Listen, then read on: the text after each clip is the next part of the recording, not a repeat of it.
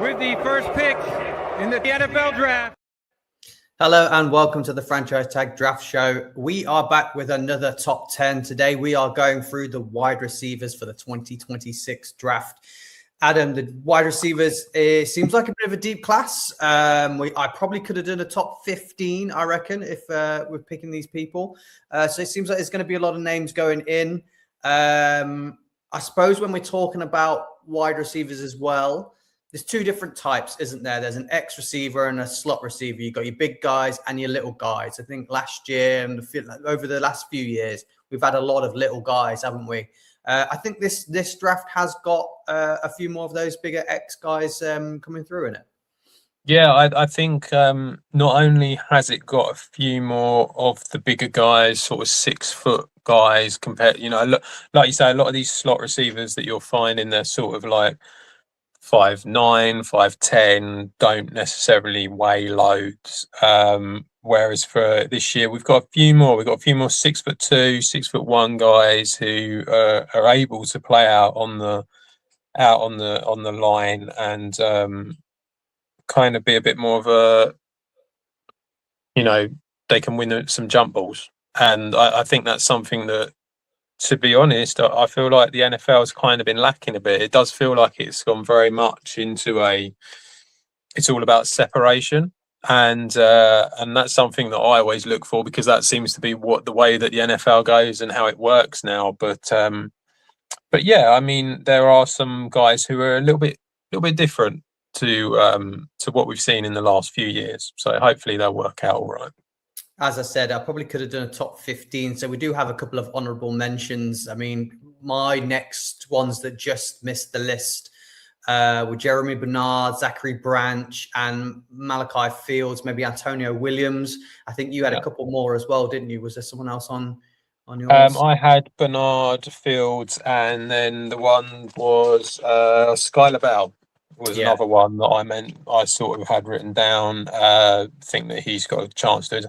Yeah, I mean, this wide receiver class it's lacking in real top talent, I would say. I mean, there's a couple that are got a good chance of becoming something decent in the NFL, but it's lacking in real top talent. But there's quite a lot of wide receivers here who I think coming out and saying that they could easily be wide receiver 3s and be able to be part of a team for many years to come. I think there's quite a lot of that here, and so you shouldn't just come out and go, oh, none of them are like real top end, so don't bother. I think there is some talent here that's worth looking at. I think the wide receiver 2 in the NFL has become quite a really good role now. I think like the likes of T. Higgins and people like that, and George Pickens and at the Cowboys now, I think it's become a really important role within teams. So there's lots of guys to select there. I think in terms of, I know we're going to go through them, but I think there's a possibility we see up to 5 guys go in the first round, and then the second round and day 2 be an absolute wide receiver fest. I think they're all going to go that early. Yeah. I mean, looking at them, I think there is, like I say, there is some quality there, and to a certain degree, it does end up being kind of almost like, obviously teams need wide receivers because of where the amount that they have on the team and that play all at the same time. So you need to keep adding to that depth all the time. So yeah, I think there is a general sort of like a desire that people want to draft these guys as well. I just don't think we've got a Justin Jefferson here, and or a Jamar Chase. I just don't think that it necessarily is in this class. But I think that you've got a lot of, say, like Jordan Addison's. I think you've got a lot of guys who could become a Jordan Addison here, and you've got a lot of guys who could be, say, like a George Pickens and a wide receiver 2 type, sort of like a top-notch wide receiver 2. Mm-hmm. So yeah, there's some decent talent here. With that being said, let's take a look who we've got in at number 10. At number 10, we have got Elijah Surratt from Indiana Hoosiers, 22 years old, 6'2", 110 pounds. Last year had 830 yards and 15 touchdowns. He's a championship winner, and he's one of these more X receivers that we're talking about. I'll let you go first, Adam, with why he's made the top 10 list, and I'll fill you in with a little bit more I've got. Yeah, I think he's, like you say, he is a little bit different to what we've seen a lot of the time, and I think that there's just some interesting parts about Surratt where, to me, it feels like he's got a good chance of making it in the NFL. He's had 4 straight years of over 700 yards, so he's got the sort of the experience of playing in college and being consistent and being productive. He's because of his size, he is quite a physical guy. He's great in the red zone. I think he can play man, he can play zone. I quite like the fact that although he is a big guy, he can separate as well. It's like when I took a quick look at his PFF stats, his separation percentage was 67% over the last 2 years. His contested catches was 66 as well. So it's like he's a decent separator, but also he can be on the outside and he can go up and get them contested catches really well. He's got solid hands, which we see with the contested catches. And just generally, I find that he's not afraid to have contact. He's quite good at getting into defenders and pushing them around, and he's happy to do that. So yeah, he's and he always seems to be open. That's the other thing. I mean, I don't know how much of that you can put down to the fact that, you know, he had a really good quarterback on his side, and so whether that kind of like pushed him up a little bit, but he does always seem to be open. He does seem to be able to go anywhere. A couple of sort of negativities about him. I just feel like he's not necessarily the most athletic, although he's happy for the contact. He has the ability to separate. He's not the quickest guy. He isn't necessarily the best when it comes to sort of like, I feel like he sort of like, he just doesn't get away sort of thing. It's like he if he's in space, he's great, but he can't sort of get away from the defender. It's sort of like contested catch and then kind of falls, seems to be a little bit what it boils down to. But yeah, I mean, I think he's got loads of really, really good points about him. I think that he's definitely someone who I think a day 2 pick is what we've got here. I think like you said, I think a lot of these guys are going to be day 2 picks, and if they're not in the first round, and I think that he's really got a good chance. Best case scenario for this guy, I think this is kind of pushing it a little bit too high, but best case scenario is Keenan Allen. That's kind of who I see with him.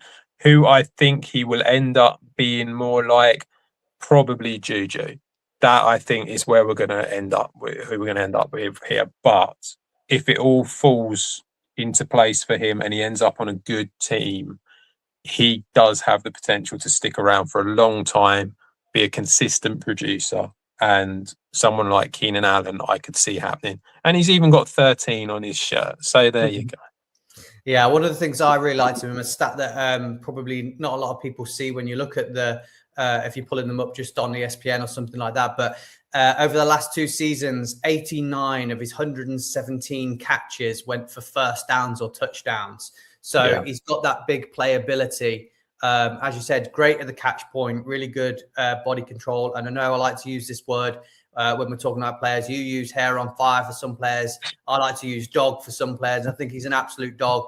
When he gets the ball, he's really hard to bring down. And it almost looks like sometimes when he's got it, he runs through defenders a little bit, which is what you get him with a guy that's 6'2", 210 pounds. He's a really tough guy, which is excellent. My little downside with him is that he struggled a little bit when he went up against some of the elite defenses. He really struggled against Ohio State and he really struggled against Miami.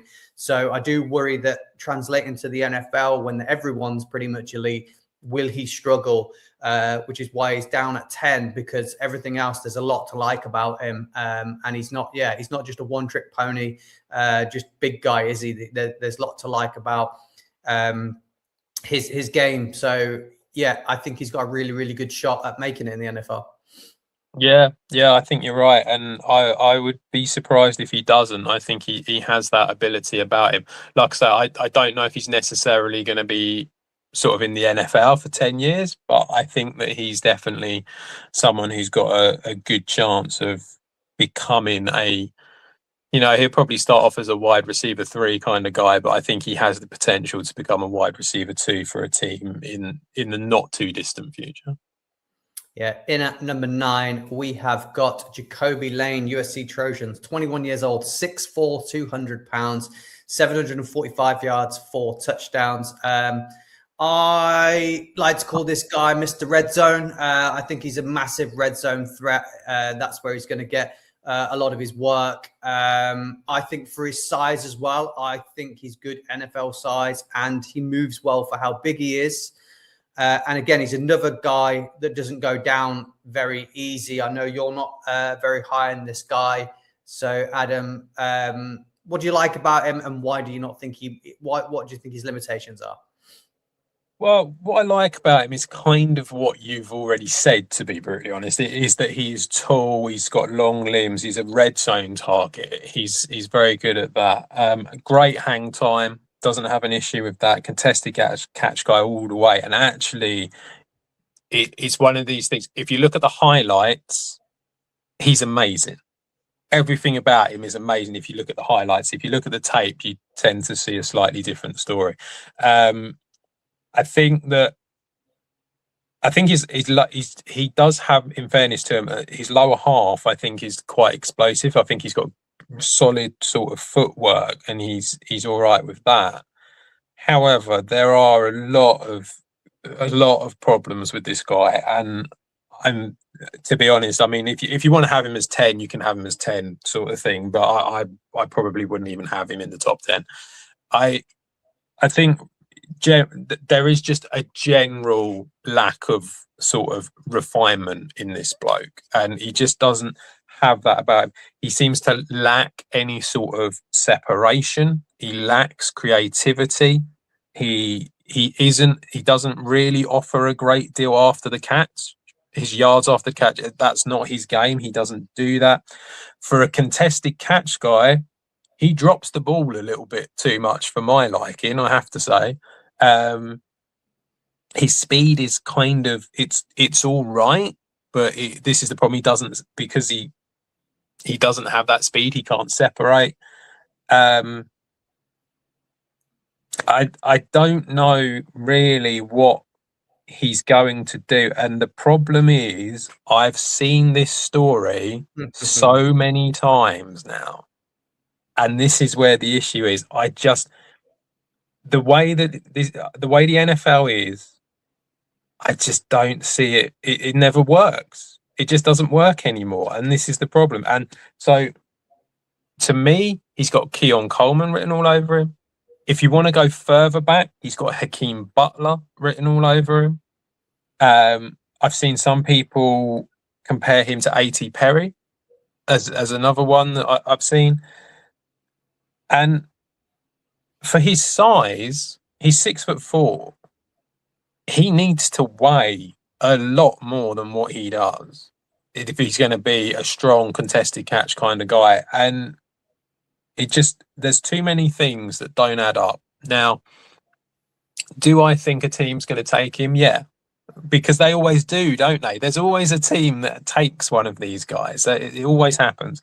So yeah, he will be taken. He will probably, he will be a day 2 pick, but I've seen it too many times and it never ever works. What I really like about him, and why I've got him on my list, is I think he has a position within the NFL. I don't think he's an every down wide receiver. I don't think you're going to be looking at him to be your big X guy on the outside that's in every play. Obviously not going to play in the slot as a speed guy running across the middle. But I think I'm not saying this is his comp. I'm not saying he's going to be this player. But when you see what Davante Adams did in the red zone in terms of play style, of all of the people to pick, you picked Adams whilst talking to me about this guy. Well, I'm not. This is what I mean. I'm not saying they're anything like the same. I'm just saying in terms of a red zone guy, this guy had 12 touchdowns the previous year. I think you just roll him out when you get down towards into the 20, and you go, you don't need separation because you haven't got you don't need to get the yards to separate there. And I do think he moves really well for his size, and I just think that's his gameplay. You bring him in, you take your little guys out, you bring him in, and he gets you 10, 11 touchdowns and maybe only sort of 500-600 yards on the season. So I don't think he's a guy that's going to be putting 1,000 yards and sort of 12 touchdowns, sort of that type of guy. But if you've already got your wide receiver one, if you've already got a slot guy, I think this is the piece you're missing. And he could be a wide receiver 3, and I think he could be your touchdown guy, where you take your little guys out and you roll him in. And I think that's where you're going to see him getting 10 plus touchdowns a season. And in all seriousness, I think these players, they do have a place. I'm not saying that they don't, and they need to find the right team. Mm-hmm.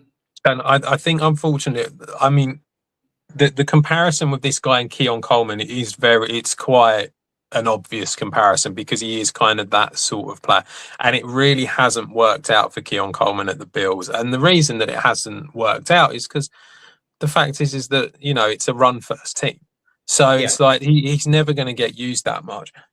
The problem is he needs to find the right spot, and I think I don't know where that is. That's the problem with the way that the NFL works now and the way that it's getting quicker. And the wide receivers, okay, some of them are getting bigger, but it's more reliant on separation and it's more reliant on being quick. I don't know who he plays for, and I don't know who is going to take him on and where he's suddenly going to become this great wide receiver who can get you 10 touchdowns a game, even if he doesn't play that much. I just don't see it because I haven't seen it in the last, 5 years at least. It just doesn't happen anymore. Yeah, I was quite high on Keon Coleman, to be fair. Look what happened there. Yeah, weren't you? I'm not fully out on him. I just don't think he's being used correctly. I think he's on the wrong team. Yeah, well, maybe Brady will have lots more designed for him. I don't know. I know he was his OC before, but I don't know. I think he's on the wrong team. I think they were looking for him to be the wide receiver 1 for their team, and I don't think that they're that type of guy. Like I said, I think they're very select, so almost like a wide receiver tight end hybrid. When you get to that red zone, sort of like use the height, use the catchability. So. But if that's the case, do you think teams are going to be willing to pay not a first round pick for this guy, but pay a second round pick for a guy who's not going to be your wide receiver 1? He's just going to be part of certain plays every so often. He's not going to be out there that much. I mean, this is the problem, isn't it? I think it does create a bit of an issue as to it sounds like what you're saying is a wide receiver who's going to be a rotational piece. Yeah. And you kind of sort of think to yourself, well, okay, well, if he's like a 5th round pick, a 6th round pick, happy days. But if he's like on day 2, do you take him? Yeah, I think he's the only guy that kind of fills that like section of his game. I think that there's a lot of guys after him, a lot of them that we mentioned in the honorable mentions that are small only slot guys. And I've seen small only slot guys not work more than this style. So, how often do we get loads and loads of these small slot guys and then they've got a high ceiling, but they never really live up to that. And I just think that this guy's skill set. If you want that type of player, you've got to get him because he's the only one that's doing that after the big guy names have gone. So that's why I think he's got value in the draft. Yeah. In at number 8, we have Chris Brazzell II. Chris Brazzell I. Also played in the NFL. I think he played for the Jets. So, yeah, Tennessee Volunteers, 22 years old, another big guy, 6'4", 198 pounds, 1,017 yards, 9 touchdowns, first team All SEC. Unlike the last guy that we spoke about that was 6'4", this guy is super quick, and surely you've got a nice tick in good separation for this guy as well. So I think there's a lot to get excited about this guy. I do have one big question mark, but Adam, Chris Brazzell. Yeah, absolutely. I think, like you say, really good separator, got decent speed. I think that he's really got a good chance of doing something, a deep vertical threat who, he gets into his roots really quickly, I love his hip movement, how he can move and just sort of move off and go. Obviously, the frame is great. The size obviously is a little bit of a concern. That the fact that he is only 198 pounds, but he is that tall. I mean, if he ends up getting involved in any contested catches, and that's a bit of a worry. But yeah, I mean, I think that this guy is a really strong, deep threat that's got great speed, and he isn't just a tall guy who's going to be able to do. It's not just about his height; it's about everything with this guy. So yeah, I think he has got some really exciting stuff about him. I think that the frame is the biggest concern. I would say he's not great as a blocker, but it's not really his game. So he kind of, I think he's got a real boom bust potential here. And to me, sometimes when I was looking at the tape, I felt like he gave up on plays sometimes, and that's something that needs to change a bit. I mean, I'm pretty sure that this guy was at Tennessee as well, but I had Donta Thornton down as this guy, and if the one who was at the Raiders last year, it kind of reminded me of him. But he does have a bit of Brian Thomas about him, and he might be able to make something out of it. Bit of a scary one, this one. I think he's a bit boom or bust. I think there's more chance he's going to end up as a Donta Thornton, maybe even a Jalen Hyatt, your guy. Kind of has a bit of that. Also from Tennessee. Has a bit of that about him. It's the way that Tennessee tend to play and have always done. Yeah, he can get a bit handsy as well. So yeah. That's a bit of a concern. There's a few worries with this one, but he has some attributes that you can't teach. And I think because he's got that speed, because he's got the ability to separate, I think he's going to end up as a wide receiver 3 on a team, and he might be around the NFL for a while, but I don't think he's going to become anything special, unfortunately. Yeah, I think you've hit the nail on the head there with boom or bust with him. And I say boom or bust with him because my question marks with him are the fact that he plays for the Tennessee Volunteers. And we've seen this. We've seen this every single year. The Heupel offense is, spread scheme. They don't really ask the receivers to have a big route tree. It's kind of just vertical threats, downfield, spread offense. And that works in college, and you can, you'll put up a hell of a lot of points. So you get padded stats and padded touchdowns when you play for Tennessee, but you can't argue that the guy has great size. He's tall, long, quick, separates. So he has all the things that we are looking for, and we're saying these things work in the NFL. But I'm just confused at whether it's 1,000 yards and 9 touchdowns because he plays for Tennessee. I mean, equally, he didn't have a single bad game, I don't think, all of last year. I think there was one game where he had 1 catch, but all the rest of them, he was multiple catches. He was over 50 yards. He had over 100 yards, sort of 4 or 5 times. You take the Georgia game, for example, 6 catches, 177 yards and 3 touchdowns. If you just go and watch that tape as well and watch some of the catches he made in that game, I think you'd be a bit higher on him and you would be like, yes, I'm going to take a swing on this guy. So, I see the boom or bust factor with him. But like you say, it could be a boom. It could be a boom. So there's that. What's he going to cost you? A late? What do you think he is? Middle to late second round pick? I think I mean, I think you are looking late second. I would be surprised if he went all the way to the third, because I think a team will fall in love with him enough in order to do it. But this is the problem. You see, again, it feels like you're spending an awful lot on a boom or bust pick, and it does have Don Thornton about it. And if I remember rightly, I think he was like a 4th round wide receiver, Don Thornton.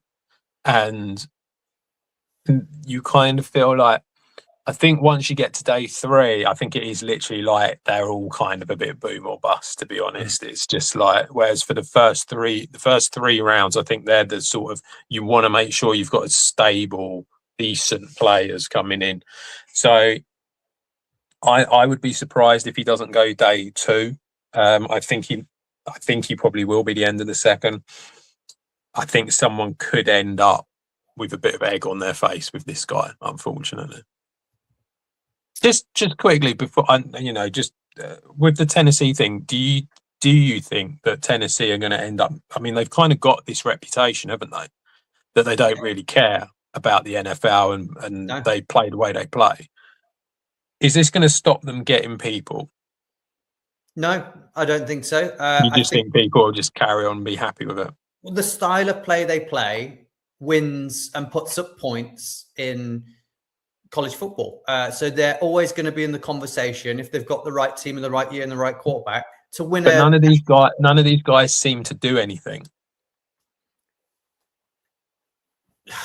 I know. Once they reach the NFL, that's what I mean. I'm talking. I suppose what I'm saying is I look at it from the point of view of someone who's being picked up by a college team, but actually wants to be in the NFL and wants to become an NFL player.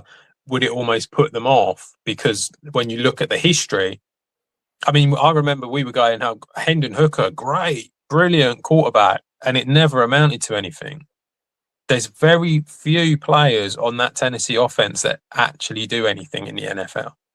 Yeah, very, very, very true. It's why you're always going to have question marks on the players. But I suppose if they've got the tools and they've got the traits, then that's what people are looking for. They're looking for traits, aren't they? And then we've said that with a lot of the players, that sometimes a guy can do nothing whatsoever in college, and then he'll have the traits that NFL are looking for, and he'll be drafted, and he will play over people that have had very productive college careers. So as long as if they're going to win at college, if they're there, they're going to put themselves on the map while they're there because they're going to have these padded stats. So the scouts are going to be there to watch them, and then it's what you showcase your traits. So I don't think that it will put people off going there. Next up at number 7, we have got Omar Cooper Jr., the second one from an Indiana Hoosier team. 22 years old, 6 foot, 199 pounds. Last year had 937 yards and 13 touchdowns.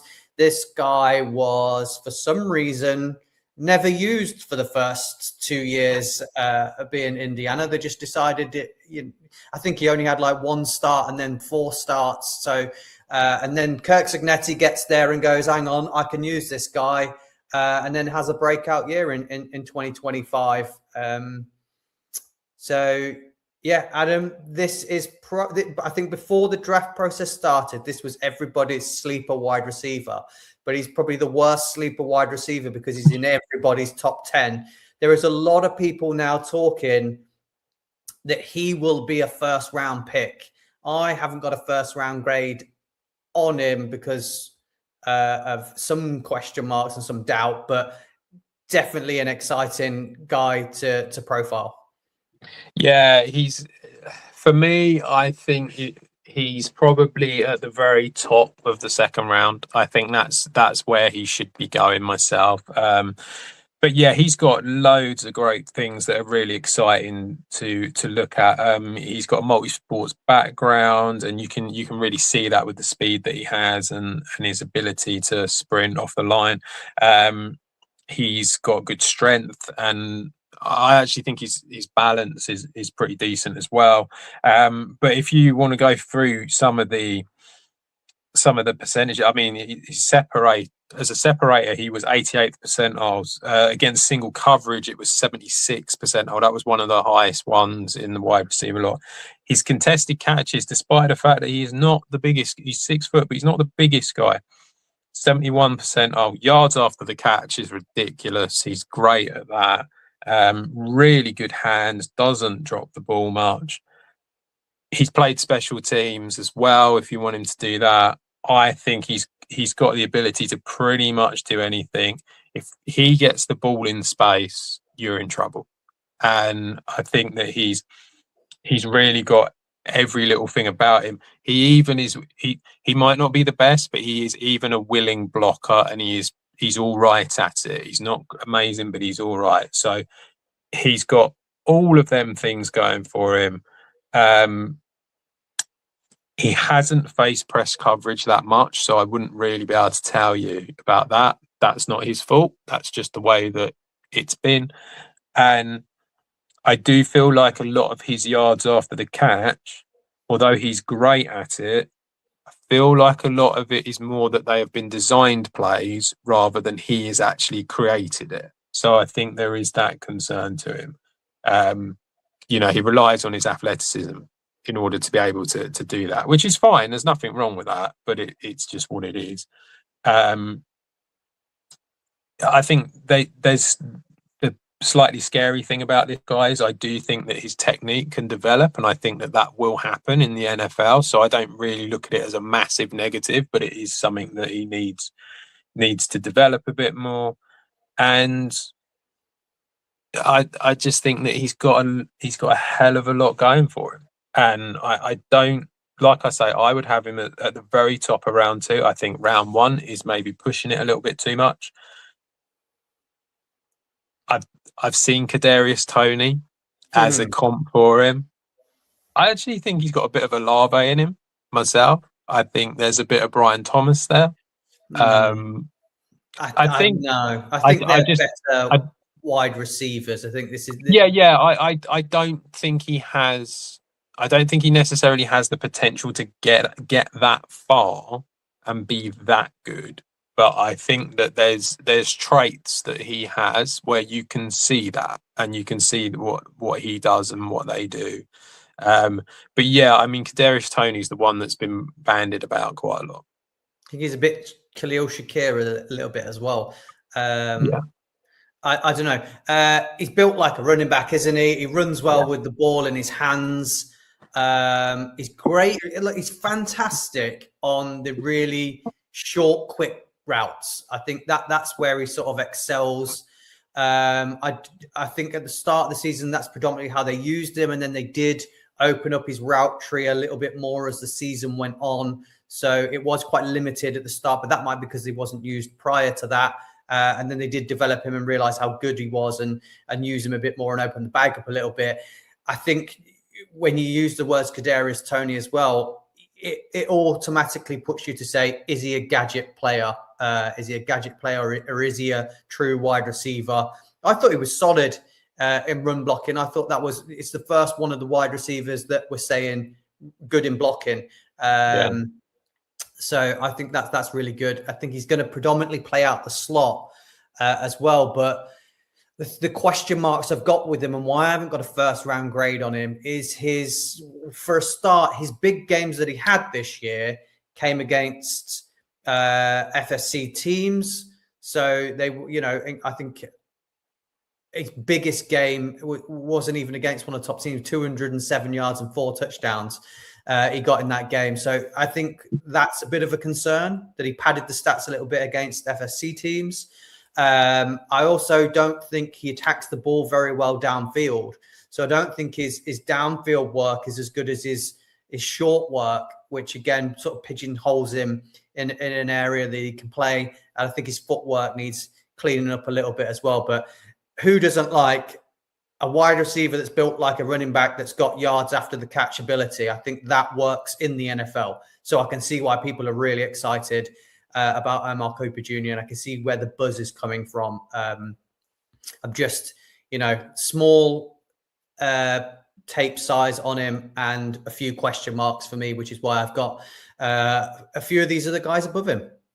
Yeah, I think that's fair, really. I mean, like I say, I think that a lot of the yards after the catch has been made on purpose through the type of play that he's been involved in, rather than because he's actually managed to do it himself. So that is the worry, and obviously that does kind of mean that he is, that them sort of plays, they are kind of gadgety plays. So it is a little bit like that. That is what it could end up being for him, but yeah, I think he's got a good shot. He's got a good shot of being able to do something pretty decent in the NFL. In at number 6 for me is Chris Bell from Louisville Cardinals, 22, 6'2", 222 pounds, 917 yards and 6 touchdowns. Obviously had the ACL injury. I had him down as a first-round pick if he didn't get injured. If he didn't get injured, I think he's easily a first-round pick. Even with the injury, he made first-team ACC. I've got a lot of list of things that I think he's great at. Adam, I'm really high on this guy. I think even with the injury, someone's going to get a steal. He's going to drop slightly, and then when he's fit again, he has the ability to be a wide receiver 1 in the NFL.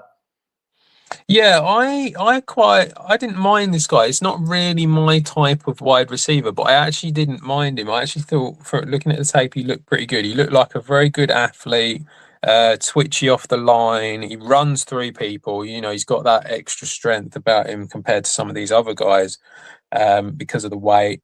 I thought his separation was okay. I didn't think it was fantastic, but I thought it was all right. His hands are really good. He's got a contested catch percentage of 84%, which is decent.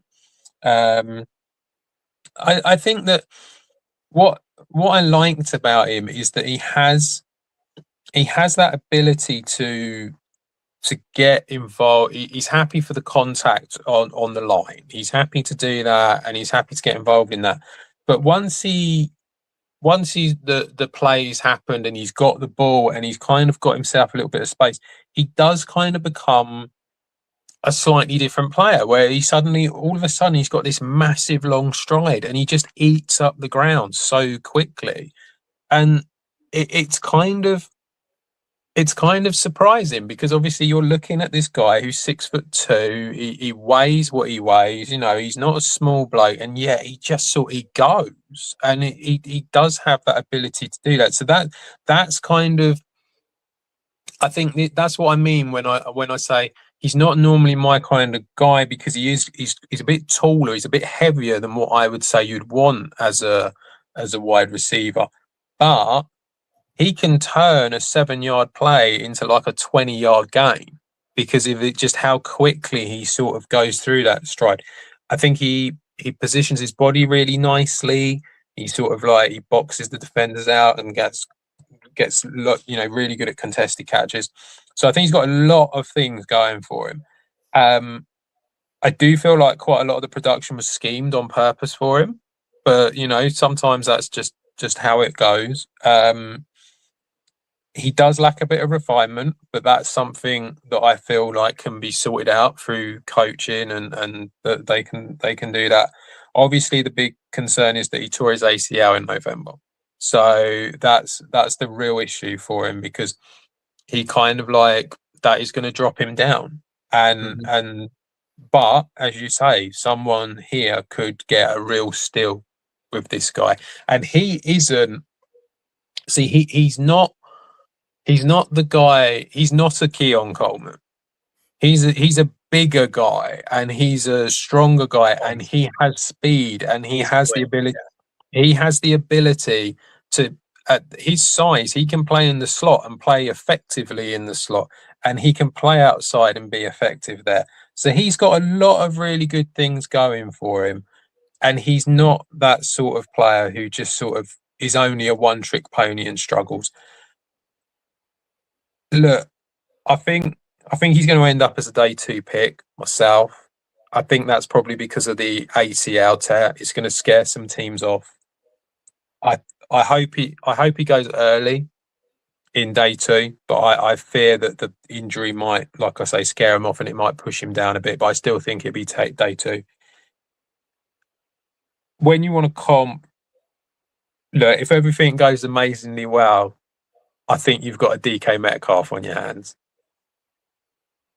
Chances of that happening is probably a bit unlikely, but I think that you've got a DK Metcalf on your hands if it all goes well. If it doesn't, he kind of like his height and his size kind of reminds me of Iamana a little bit from Tennessee at the Titans. So yeah, that's what I think. But yeah, if it all goes well and he can sort his, he gets his ACL fine and all that, and he has a decent career, I think you've got a guy here who could really do something. Yeah, I mean, he's explosive in a straight line. He's a vertical threat. He's really, really good. Once he's got the ball in his hands, he's a really good ball carrier. Really tough to bring down. And also, 2024, 11 forced missed tackles. Last year, 9 forced missed tackles. So, he's good. He's hard to bring down. And I think being tough, a tough, quick wide receiver that's great with the ball. Also, last year, he was their offense and they kind of just opened the playbook up for him and said, there you go. So his route running really, really improved in 2025 when they just let him do more. And I find that he was really creative after the catch as well, which I think's going to really shine through to the NFL too. So yeah, absolute steal. For me, he's the steal of the draft, whoever gets him. And if you've already got someone in your team and you don't need to rush him back and you can wait on it, then I think this is the guy to keep an eye on and see where he lands. Could you imagine if this guy lands at somewhere like the Rams, who are talking about getting a wide receiver to replace Adams, and they're talking about maybe getting Lemon or someone like that higher up in the draft? They could wait on this guy because they don't need him to be plug and play day 1 because they've got Puka and they've got Adams already. So I think that would be a sensible move for them. Yeah, I think there's a lot of teams out there who have maybe traded away a wide receiver or have, lost them in free agency, or like you say, someone like the Rams, where it's about, you've got Devonta Adams and he's going to be 34 when the next season starts and you need to replace him at some stage. I think there's a lot of teams out there that should be looking at a guy like this in the 2nd round or the 3rd round. Because he could drop because of the injury. I hope he doesn't, but he could drop to the 3rd round. But yeah, you got there's a lot of teams that could do with a wide receiver like this, and hopefully he goes to a decent situation with a decent quarterback. Because if he does, I think he's got a really good chance. Maybe not in his first season. He might have quite a quiet first season because of the injury. But after that, I think he's got a really solid chance of doing something. Yeah, we're now into the top 5, and I have a 1st round grade on all of my top 5. So first up, I have got Casey Concepcion, or Kevin, as he was born. Texas A&M Aggies, 21 years old, 6 foot, 196 pounds, 919 yards and 9 touchdowns. When he came into college football, he was the ACC Rookie of the Year for NC State. Managed to showcase what he did, move on to Texas A&M, where he became first team SEC. I think there's going to be a lot of buzz about him. A lot of people have fallen in love with him, despite, people saying that there could be some not red flags, but some question marks on him. People love Casey Concepcion. Yeah, absolutely. I think that he's got a really good chance of doing something in the NFL here. He's got everything about him. He's decent. I love the fact that his separation is crazy, how quick he can get away from people. He's got brilliant hip movement so that he can just move off on a dime. Really dynamic after the catch. I think his separation was 96th percentile in just generally, but it was 98th percentile in match single coverage as well. I mean, to be able to do that and just escape your man that quickly. His contested catch rate is decent as well. He was good contested catch rate, good yards after the catch. I think he's someone that you can have over the top. We spoke about the Steelers. Now that they've gone and got themselves Pittman and they got DK Metcalf anyway, they need someone over the top. I think it'd be ideal for a team like that. Perfect. He can even play in the slot if you want to move them around as well. He has that ability about him. His agility is great, really fast guy. I think he locates the soft spots really well in zone coverage. He just seems to be able to find the gaps all the time. Yeah, he's got a lot of really good things about him. Drops. That's the problem. He likes to drop the ball, which is an issue, and that needs sorting out, obviously. A lot of his time, not at Texas, but when he was at NC State, he was kind of used as a gadget player. So he hasn't really got a large amount of depth from his college career because of that. But I think that I think that he showed at Texas A&M what he can do. No, I didn't see a single time that he blocked the ball, so I wouldn't know if he can do that at all. But again, it's not really his game, so I'm not exactly going to come out and go, oh, he needs to do it. It's just that whether you like it or not, NFL teams want to see him blocking because that's what gets you on the field a lot of the time. So, but yeah, apart from that, I thought he was great. Loved everything about him, apart from the drops, and reminded me a bit of Luther Burden. That's who I'd say. That was kind of the one that I sort of thought of. You could go Lab McConkey as another one, but I felt like Burden was a little bit closer. But yeah, I think he's got a very, very good chance of being very good for many years. Yeah, I think some of the words I was using for him was obviously his speed. I use shifty for him. Yeah. This guy, he's the type of guy that can have a 5-yard catch and then turn it into a big play. Saw him do that quite a lot. I think he's a really deceptive route runner. I think a lot of people aren't expecting him to make some of the moves and things that he makes. I think he can win downfield as well as in the slot. So that is a big tick as well for me. Really high football IQ on this guy. Really understands space, really understands route concepts. Again, for a guy that's not huge, he is quite tough to bring down. I think he has the ability to take some snaps from running back. I think he's got a multi-role use, which we're seeing a lot more in the NFL. You've seen a lot of players being moved around and used in the backfield as well. I put down that he was a willing blocker, but due to his size, he's got his limitations there. So it's not. I put willing blocker. So he's trying his best to do that. So I think that will bode well for him going into a team that he wants to do well at that. The drop issues is definitely a massive concern. A bit of a throwback was my comp for him. I thought he could be a bit of an Emmanuel Sanders. I thought that's kind of like his style of play, which obviously had a lot of success in the middle of his career. I think we forget how good Emmanuel Sanders actually was because he sort of played. I think he played a little bit too long, maybe, and sort of the latter end of the years weren't as productive as the middle ones. But lots to love about KC Conception. I think that's why a lot of people are excited about him. In at number 4, we have Denzel Boston from the Washington Huskies.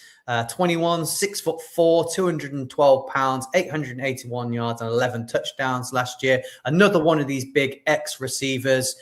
Spent a lot of his time playing behind the likes of Rome Odunze and Polk and McMillan, but finally gets his chance in 2024 for a bit of a breakout. Adam, also a team captain. So I think that really bodes well for you when you're going into the NFL. And he has a lot of special teams experience as well. I really like this guy, and I think a lot of people aren't as high on him as what I am, which is a bit concerning. Yeah, I think the reason a lot of them are probably not as high on him is because he is kind of a true X receiver type of player. And as I was saying, it feels like that is not necessarily being valued as highly now in the NFL as what it was before. One thing I've got to say about this guy, great run blocker. Really good run blocker. And that's, obviously he's got the frame to do it.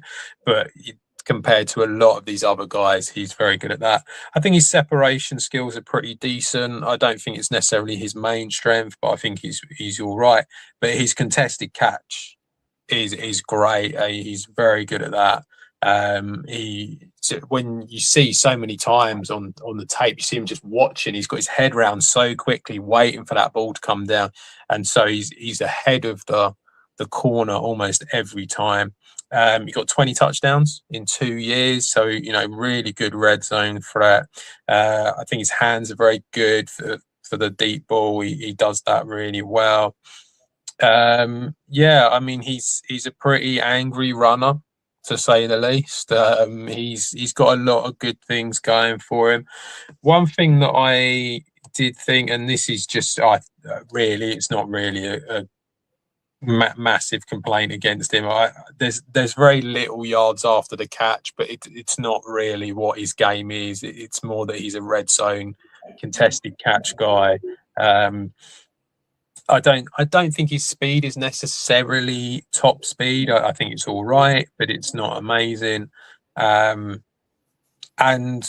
one thing that I did notice is when he played against better defenders, he played against Ohio State, Oregon as well, the numbers did seem to drop a bit, and he did seem to struggle against some of them guys who are kind of, it's going to be guys that he's going to be going up against in the NFL probably. And so the fact that they're dropping at college level, it does make you worry a little bit. I think he has limits in respect of, I think he is kind of a big contested catch guy, and I'm not sure if there's much else to him, to be brutally honest. So that's a little bit of a shame, but I don't know if he's not first round for me. I don't think he goes in the first round. I've definitely got him as a first round guy. I think he's an upgraded version of what we're talking about with Jacoby Lane. I think he's a massive red zone threat. I think he's great size, strong frame, tough to bring down. As you said, good skills and technique, good hands, long strides, decent speed, team captain, special teams. I think there's loads to love about him. There's lots of positives in that respect. I just don't know if the NFL values it in the same way that you do. Maybe not, but it's my top 10. So there'll be other teams that think the same. He's a great receiver. It's not like a one-trick pony, I don't think. I think he's an all-round receiver. I don't think he's just on the outside. That's it. I think the production is there. He was on not a smaller school. The school is decent, but there wasn't a lot of talent around him, and he still managed to produce what he's produced. So I think the talent is there for him to succeed as a wide receiver one in the NFL.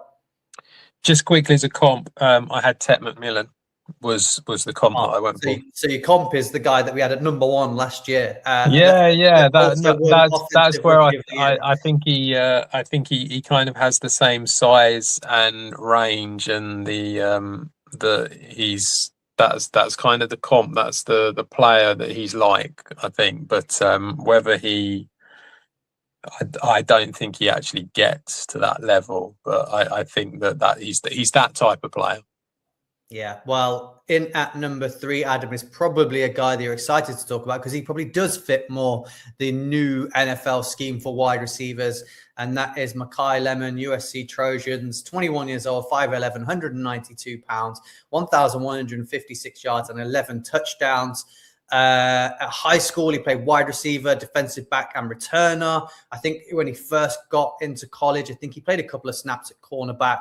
So he understands that really well. Biletnikoff Award winner. And as I say, he's very much this new styled wide receiver that the NFL falls in love with at the minute. Are you the same? A lot of people have him as their wide receiver one going into this draft now. Yeah, I've got him as, so I mean, I don't really rank him that much, but I've got him as my number 2. But yeah, I think he's very good, and he's really going to be able to push on in the NFL here. I actually think he plays a bit bigger than his size as well. Like he just has that sort of that strength in him, where he just seemed to be able to be a little bit more physical than what someone of his size necessarily would be able to. I feel like he's predominantly a slot guy, but he can do other stuff as well. His contested catch rate is decent. He's really good separator. I think he sees the defense well. He's got high IQ and finds them gaps in between and does that incredibly well. Really good hands. Hardly drops the ball at all. Really good after the catch. Yeah, gets open, catches the ball, and he's gone. That's basically what you've got with him here. Decent blocker as well. This is what I mean when I say I feel like he plays bigger than his size. He's a decent blocker, and it's not just about that he's putting a bit of effort in. He's decent at it, and I think that will get him a very long way. I think his first step sometimes could be better. I think that's something you could look at. I think taller corners and more importantly, longer armed corners, I think will probably be able to go up against him. Press coverage is a little bit of a concern, that where it's just not a strength of his. He's good, but he's not like real top elite against press coverage. Whereas for everything else, you could argue he is pretty much elite in nearly everything else. He's a first round pick all the way. I don't think he'll be top 10. I think he'll just be outside of it. And that someone's going to get a really good wide receiver here. He kind of reminded me a bit of Luther Burden again. Oh, there's another Luther Burden, is it? Another Luther Burden. I think he's got a higher ceiling than Luther Burden. People have come out and said he's a small puka. However, and this is, I'm not saying that he's necessarily going to have this guy's career, but there was a bit of me that saw Edelman in him as at that slot position, and just that, not necessarily, like I say, not necessarily the greatest first step, but the ability to be able to consistently find the gaps, and once you've got the ball, to be able to get away quickly. That's kind of how I always felt Edelman was, and so I kind of liked him for Lemon. Yeah, I mean, I put down that he was a twitchy wide receiver. I don't think he's got that speed and explosiveness as some of the others that we've been using. I think twitchy is the word I'm using for him, but he runs really smooth routes, and he's got really, really reliable hands. A big thing you'll notice about him, and you'll get this from watching the tape, because there was a few balls that weren't really thrown great to him, but if the ball is sort of thrown within his radius, he catches it. It's just, if it's near him or you can get one hand on it, it's basically caught. And I think that is a massive, massive thing, and a massive tick and plus thing. He's got good start-stop ability as well, but his route tree for me was really, really limited at USC, and he didn't do a lot. I think that's something that translates when you go to the NFL. We see a lot of the Ohio State guys that know all the routes, really clean route runners, and that's a big part of their game, and they succeed day one. And I think these guys that are limited and don't have the big route trees at their colleges, it takes them a little while to get going. So that's the one downside I have on him, but it's probably nitpicking in terms of top 3, that I think they're all fantastic, and they could all go top 15 in the draft. So yeah, a guy for me that I saw, he's not the same, but wasn't the fastest guy in the draft, but every time the ball that was thrown near him he caught, that was JSN for me at Ohio. That's the type of play. A bit underrated in terms of he's good at a lot of things, but he's not elite at everything. We'll probably say this about some of the other guys as well. But that was him, kind of that style as well. So I think they'll play a similar role as well. I think that's the sort of role he might play. So yeah, a lot to like about him. I just think that the guy we've got after him is more polished, and then the guy. So I've got him above him, but definitely a lot to be excited about in Makai Lemon. If you've got a wide receiver, like I said, if you've got a wide receiver that if the ball's near him, he catches it. You're definitely taking that in the first round. In at number 2, Adam, we have got Carnell Tate, my guy from Ohio State Buckeyes, 21 years old, 6'2", 192 pounds, had 875 yards and 9 touchdowns. The reason we haven't got over 1,000 yards in that column is mainly because he was playing behind Jeremiah Smith, who will probably be the wide receiver 1 next year. He was a former 5-star recruit. He was first team All Big Ten. You're going to list off all the great things. I'm going to list off all the great things. So tell the world why they should love Carnell Tate. Carnell Tate has pretty much got everything that you want from a wide receiver. And the ability to separate is ridiculous. The contested catch rate is ridiculous. The reliable hands. 0 drops this year. 0 drops, yeah. And what was his contested catch? It's 85%, I think, something like that. Success rate. No, I think it was like high. It was insane. Like it was almost like nearly not far off of 100%. It was ridiculous. Really, he's got good speed, long strides, really, really good blocker as well. Something that doesn't get picked up, but really good blocker as well. Willing blocker as well. Really, really willing blocker. Up for it. Yeah, really up for it. Where he went really hard at blocking because that was his job on that play. Like I watched a lot of them, so yeah, he was quite happy for the other wide receivers to feed and him be the blocker on plays. It was really underrated. He has good speed, but he doesn't have great speed. That is obviously a slight knock on him. There's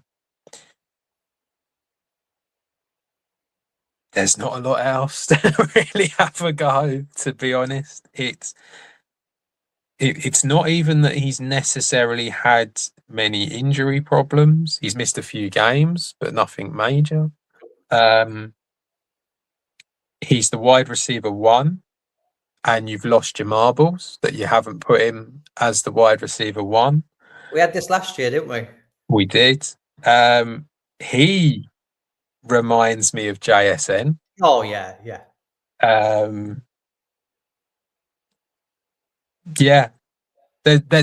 There's nothing missing. To be brutally honest, there very rarely is anything missing when it comes to Ohio State wide receivers. So this basically what's going to happen here with Carnell Tate, and we've clearly seen this now with wide receivers from Ohio State in the past. This is all going to depend on where he goes and which team takes him, because you can have a JSN who's currently ripping it up in Seattle and winning a Super Bowl, or you can have a Marvin Harrison who ended up at Arizona and it's not really worked out for him. So they don't throw the ball, do they? Exactly. So this is what it all kind of boils down to. All you need to know is that he's going to be great in the NFL if he goes to the right team. Well, we've seen Garrett Wilson have success at the Jets. We've seen Chris Olave have success at the Saints. So, they'll have success wherever. But you listed the great things: contested catches, no drops. Absolutely. Brian Hartline taught the wide receivers. So they all are great route runners. They're all polished, fantastic route runners with great route trees. They can run everything that's in the book. He gets great separation, Adam. I know he's not the fastest guy, but there's great separation for him. And he's a really really good character. He had a bit of adversity when he first came into the college. His mum passed away, and he played through it and showed that he had a lot of strength and ability not to fold under something hard that you have in life. I think that shows great character for him. He has really, really high IQ. He received a load of academic honors from Ohio State as well. So he's a smart, bright kid. He also, another guy, 63 of the 92 catches went for first downs or touchdowns. And I think, one thing I really liked him, we said, he's might not be elite at everything. He might not be the fastest guy, but when he's running downfield, I saw a second gear as well. When he's tearing up, so he can play downfield, he can play in the slot, he can play on the outside. I absolutely love him. I've got him down as my high floor guy. So I've got this guy down as the high floor, and I've got the guy coming up next as my high ceiling, which is exactly what I had last year with my 1 and 2s. And I think I was right, somewhat right last year as well. What did you do last year? I can't remember. I had Egbuka at 2 and Tet McMillan. Right, and Tet McMillan at 1, yeah. I put down that he could be George Pickens with T. Higgins ball skills. Yeah. So really, really high top end wide receiver 2. I think that's where we're at with him, which is I think what Olave and Egbuka and JSN all play too as well, don't they? They've all played second fiddle in their college teams, and they may do in the NFL and still be dominant. Yeah, I agree. Well, how high do you see him going? No, I think as I said, it really depends where he ends up. Oh, sorry, you mean in the draft, don't you? Yeah. Do you see? I was going to say on his career. On the draft, the Giants taking him, or? Yes, I can see him being a top 5 pick. I think he'll be the first wide receiver off the board, and I think he will be a Giants of 5, aren't they? Yep. Yeah, I think he'll be a top 5 pick. I'd love to see him at the Giants. I think he'd complement Neighbors really, really well. Yeah, I think it'd be good as opposite Neighbors. He'd be really good, actually. Yeah. Well, no surprises who we've got in at number 1. Jordan Tyson. As I said, he's my high ceiling guy. His whole family come from a sports background. He used to play basketball. His brother is currently, was a first round pick in the NBA. His dad plays sports. His other brothers play various sports.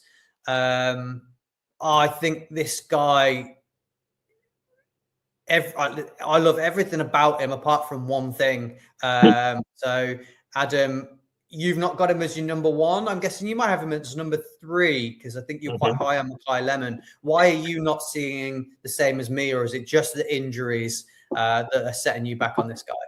So if we park the injuries just for a minute and look at him, he's a good separator. He is good at that. He's good at that in single coverage as well.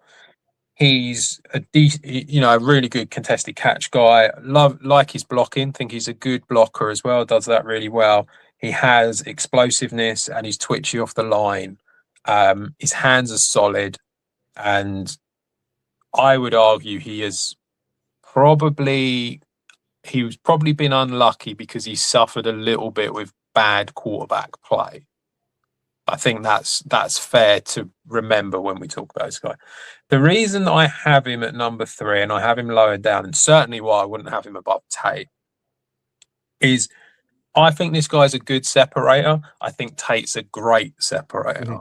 And that's the difference, is that sort of thing. I think that Tyson's a good contested catch guy. I think Tate is great at it. I think that Tyson's a good blocker, but I think Tate is a great blocker. And I think that's where the difference is. It's just going up that little bit. And that's why I would have Tate over him all the time. Then you have all of that. You then have a few concerns with this guy, where he's a tall guy, but he's not the biggest. I know that Tate's not the biggest either, but there are a few like physical concerns because of that. He had 12 drops in over 2022 and 2024 combined, so that's a bit of a worry as well. I know, he only had a 1.6% drop rate last year, though, didn't he? Last year was good, but he's had a few drops in his past, and hopefully he sorted that out. So that's a bit of an issue. I think his speed is pretty solid for a bigger guy. Some people say that he's, at the combine, it wasn't fantastic. He had a 4.540, but I think, he's a bigger guy. So, it's not that far off. Now, the medical stuff. I think the medical stuff just takes him out of being the wide receiver one. Just by itself. He had a knee problem in 2022. He had a collarbone problem in 24. He's had a hamstring problem in 25. He's torn his ACL, his PCL, and his MCL when he was at Colorado. The man's a walking disaster. The worry is he is made of glass. That is the worry. Yeah. And if you're telling me that this guy is the wide receiver one, and if we think that Tate has the potential as a top 5 pick, that you're taking this guy as a top 5 pick, and he's had all of them problems already. As I said, Carnell Tate is my high floor guy. I think he can be an elite wide receiver too. This is a high ceiling guy. I think if healthy, this guy can be a top 10 NFL wide receiver. I think he has the ability. His route running is one of the best in the class. He's super explosive out of his breaks. He's great after the catch. His balance is great. His body control is great. I think Hines Ward, who's has taught him some absolutely fantastic stuff, and he's really excelled. In 2024, he led all of college in yards versus man coverage. There's loads to love about him. I think he's a true wide receiver one. It's just whether he's made of glass or not. If he's not made of glass and he stays healthy, he has the potential to be a top 10 wide receiver in the NFL. And that's why I've got him above the guy that I love that played for my team, who I think is a high floor guy. I just think Tyson has the ability to have that next level. So that's why I've got him in at number 1. Look, I've got him number 1 because I think he can be the number 1 guy in terms of this class.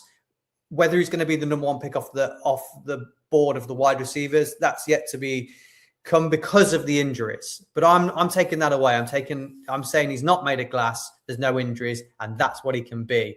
But I understand when we come to the draft that he may be below the guy we've got in at 2 and 3.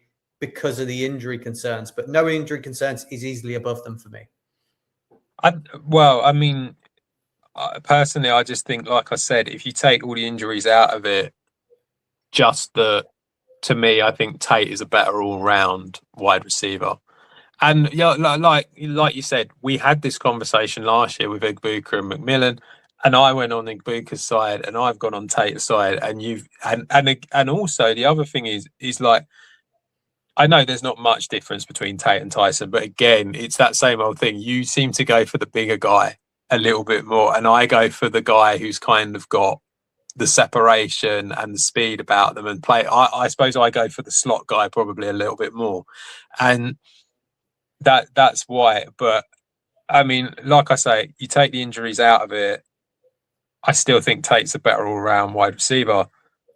But the injuries, it's not even like it was one bad injury, is it? That's the problem. Apart from the ACL, the knee injury he got at Colorado. Another thing, when he was at Colorado, he left when Deion Sanders got there, didn't he? They played against each other last year, and at the end of the game, he went up and spoke to him and said, "Look, I was a bit young and naive. I didn't know what was going. I transferred out because I didn't like what's happening." And Deion Sanders has now come out and said he he vouches for him and says he's a great guy and people should be drafting him. So I think that's a nice little tick for him in terms of character reference. We've got to mention. I'm sure he's a lovely bloke. I'm not having a go at him. Yeah, but he had a knee injury and he's at a collarbone. You know, that's not a major injury, and a hamstring niggle as well. I think it's the ACL that is your big concern. I think, the ACL. He had his ACL, PCL, MCL all gone. No, I understand that the other ones are just sort of niggling injuries and are not as bad, and it's not like, you know, sometimes it just happens. The problem is it keeps happening to this guy. Yeah, is he made of glass? And a lot of the time, unfortunately, we see it, don't we, with certain players? It just happens. They're just injury prone. It's not because it's just what they are. They just pick up injuries all the time and they can never complete a season. And that's a problem if you're talking about a guy who you're looking at as a wide receiver 1 and you're looking at as in the top 5 of the draft. I know we've moved on from him now, but I've just talked about Tyson's sort of like character. I forgot to talk about Makai Lemon's weird interviews at the combine and with reporters and things. Is that a concern for you? No, because a lot of them are weird, aren't they? They do weird stuff all the time in the NFL. So very, very, very weird. Well, that's our top 10. I think we've got some really good wide receivers there. As I said, it's a slightly different class to what we've had in previous years. A lot of guys well over 6 foot, all like over 200 pounds. It's going to be exciting to see where they land. I think there's a fair few teams that are desperate for a wide receiver.